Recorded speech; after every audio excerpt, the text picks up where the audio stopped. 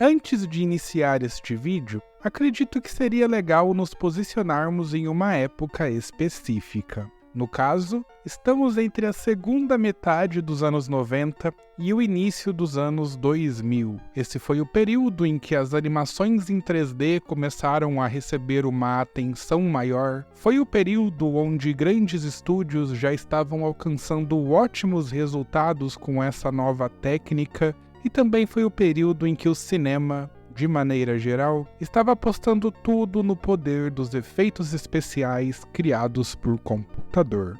E não é como se essa técnica nunca tivesse sido utilizada anteriormente. Vários filmes já se destacavam pelo uso inovador e inteligente desse tipo de efeito especial, porém, nesse período específico que estou me referindo, essa dinâmica tomou conta do mercado. Exaltar os efeitos especiais gerados em 3D era até um excelente argumento de marketing, e tudo isso acabou gerando uma estética única daquela época, que em seu contexto tinha traços futuristas que enchiam os olhos e que hoje já estão bem datados, apesar de ter o seu charme. E foi nesse cenário que Cyberworld 3D nasceu. Um filme de animação bastante obscuro, que tinha uma proposta muito diferente e que conseguiu reunir os personagens de Formiguinhas, Homer Simpson, a banda Pet Shop Boys e diversos outros elementos inusitados em um mesmo longa. Neste vídeo, vamos falar sobre essa Lost Media que eu considero bem desconhecida, que está parcialmente encontrada e que esconde uma das experiências mais peculiares que eu já vi em uma animação. Então, sem mais delongas, bora pro tema. E como eu sempre gosto de fazer, vamos ao contexto.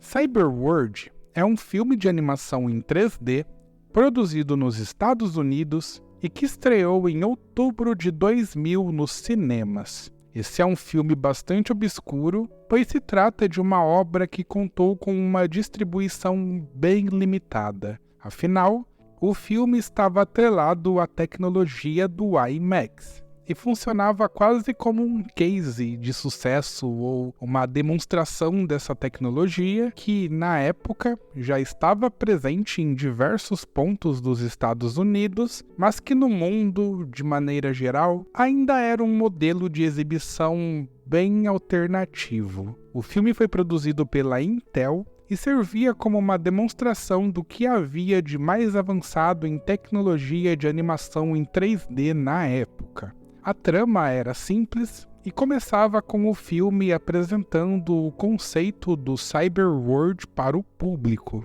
O Cyberworld era uma espécie de museu futurista que servia como um hub para cada segmento do filme. E é por isso que vocês vão notar que os segmentos em si são meio aleatórios e não carregam muita conexão uns com os outros. A trama é muito simples. Há 3 bugs de computador que aparecem para tentar devorar o Cyberworld por meio de uma codificação numérica. E a partir disso, a protagonista, que também é a nossa host, vai lutar para proteger esse museu. Em meio a esse enredo, somos apresentados a vários clipes curtos de produções animadas por computador. E eu já vou falar sobre cada uma delas, mas só para completar a trama do filme, no final, os bugs acabam criando um buraco negro que os eliminam de vez, e aí tem várias firulas de tecnologias computadorizadas dos anos 2000 para salvar a nossa protagonista. O sistema do Cyberworld é reiniciado e o filme é concluído com a host viva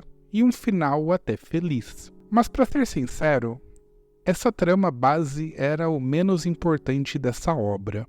A graça do Cyberworld está justamente nos segmentos que o espectador pode conferir durante a experiência, que consistem em curtas de diferentes universos e com diferentes propostas que possuem apenas uma coisa em comum: terem sido produzidos por computador. Ou seja, o filme é basicamente uma espécie de portfólio para mostrar do que aquela tecnologia era capaz na época. época, e o mais interessante é que os segmentos selecionados para compor o longa são bastante peculiares. Entre os exemplos está uma sequência de dança da animação Formiguinhas, da DreamWorks, um recorte da sexta versão do Treehouse of Horror dos Simpsons, que consistia em um trecho onde o Homer se torna um personagem em 3D, um clipe da banda Pet Shop Boys, chamado Liberation, que é uma música bem legal, e o clipe também tem aquela estética de 3D meio datado que ao mesmo tempo é bastante hipnotizante. Eu não conhecia esse clipe, mas eu confesso que eu gostei muito. Também havia um segmento chamado Monkey Brain Sushi,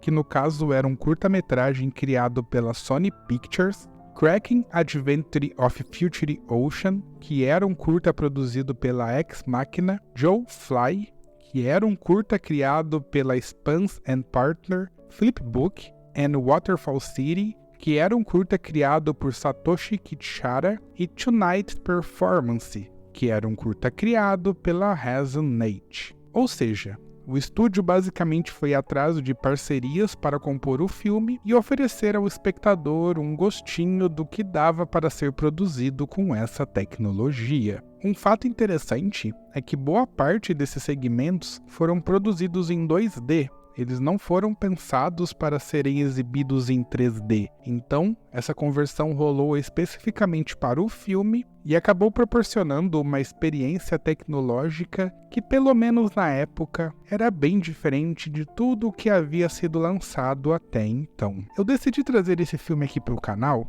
porque a escolha de distribuição dele me chamou a atenção. Como se trata de uma experiência que está conectada de maneira direta com um formato específico de exibição, que no caso são as telas em IMAX, o filme acaba automaticamente carregando um limitador consigo, e isso impacta de maneira direta na disponibilidade e na preservação da obra.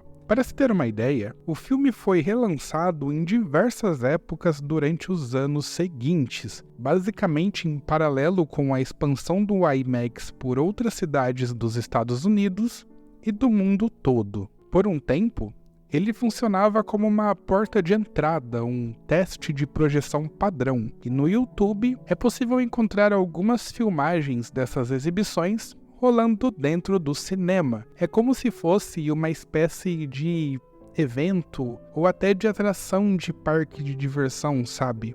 Eu inclusive descobri que o filme permaneceu sendo exibido em alguns cinemas até o ano de 2017, mas essas exibições eram tão pontuais que a maioria das pessoas nem ficava sabendo. Lá no início do vídeo, eu comentei que esse filme era uma Lost Media parcialmente encontrada. Então vamos abordar esse tópico relacionado à disponibilidade do filme. Bom, vamos lembrar que o longa consiste em uma historinha base e diversos segmentos de animações dos mais diferentes contextos. Esses segmentos, em sua maior parte, não são Lost Media. A sequência de Formiguinhas, o segmento dos Simpsons, o clipe dos Pet Shop Boys e 3 dos curta-metragens que compõem a obra como um todo são facilmente encontrados na internet. Em paralelo, o curta Flipbook and Waterfall City está parcialmente encontrado, o curta de Tonight's Performance da Resonate é uma Lost Media completa e, principalmente, os segmentos de transição do filme que se relacionam com a história base e que conectam todos esses segmentos estão, em sua maior parte, perdidos também. Então, em resumo, por se tratar de uma obra antológica, diversos dos trechos isolados podem ser encontrados na internet, mas o filme, em si, como um todo, como uma obra única, e com todos os elementos do seu lançamento, ainda é uma Lost Media. E eu fico um pouco triste desse filme ser tão obscuro, porque eu considero uma peça importantíssima, principalmente para quem gosta de estudar a evolução das técnicas de animação e dos efeitos especiais. Essa estética, que em certo momento foi a cara do futuro e que hoje se tornou algo vintage, me fascina, me leva para um passado que há pouco tempo parecia recente, mas que hoje está ficando cada vez mais distante. E nesse ritmo onde a tecnologia avança a passos largos, essas memórias acabam entrando em um cenário montado para que elas sejam esquecidas. E é nesse momento que obras como Cyberworld acabam entrando em um buraco negro cultural, formando assim a receita perfeita para que essa mídia não se torne apenas perdida, mas sim completamente esquecida.